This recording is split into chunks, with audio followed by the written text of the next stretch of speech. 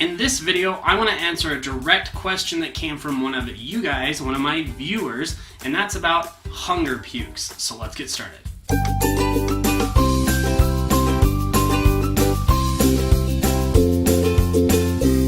Welcome to the channel, everybody. My name is Scott the Dog Dad from DogDadOfficial.com, and if this is your first time here, please make sure to click that subscribe button as well as that little bell notification icon so that you get notified about future raw feeding videos.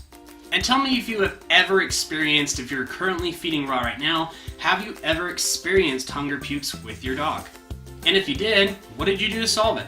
So I had a comment from a viewer in a recent video basically asking to hear more about hunger pukes and what they were. So let's first answer that question. What is a hunger puke? A hunger puke is essentially when the dog throws up, they puke because they're hungry. But there's a little bit more to it than that. You see, what happens is that when a dog anticipates food, they anticipate that it's time to, consume. I can't say EAT at my house because the dogs are right there, and they'll have a freak out if I don't mean it. No EAT in this house. But when the dog's body assumes that it's time to consume, what happens is that the body starts producing more gastric acid to prepare for and accommodate that incoming food, to break it down and prepare it for digestion further down the line. What happens is, for one reason or another, the dog's body thinks that it's time for EAT time, and it starts producing that gastric acid, and there's no food there. What happens is this makes for an uncomfortable situation inside the dog's body, so the dog's body gets rid of it. What you end up with is a foamy looking yellow liquidy bile on the floor. And I know that that's not pleasant, but that's the reality. People often see this the first time and go, I don't know what's wrong with my dog. They threw up, but there was nothing in it. It was just yellow bile. And that essentially is a hunger puke. The dog's body anticipated food, it didn't get food or enough food, and the body had to rid itself of that additional gastric acid that it assumed that it needed, or else it's uncomfortable.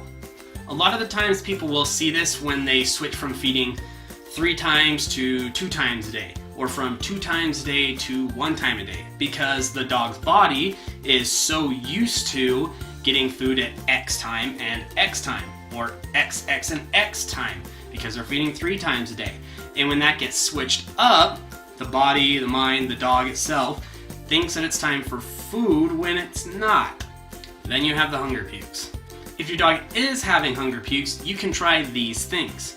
You can try to switch up feeding times. Now, this is something that people do to make so that that dog doesn't have that anticipation reaction.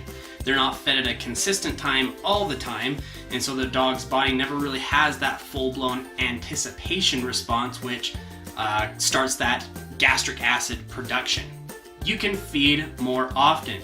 Let's say that you've been feeding once a day and your dog is having hunger pukes. They're a full-grown dog, they're 2 years old as an example, and you've been feeding once a day for the last couple of months, and the dog starts having hunger pukes. It may be something that you just need to feed more often to solve. Maybe you need to go back to twice a day. You can try decreasing the amount of time in between feedings. Now, if we really think about this, this is a lot similar to feeding more often, but really it's about decreasing the amount of time in between incoming food so that any of that extra gastric acid that is coming into the dog's body is being used by incoming food. And lastly, you can simply increase the amount that you are feeding. Now, obviously, you want to be really careful with this as far as weight gain is concerned, but it is an option that does sometimes work for people.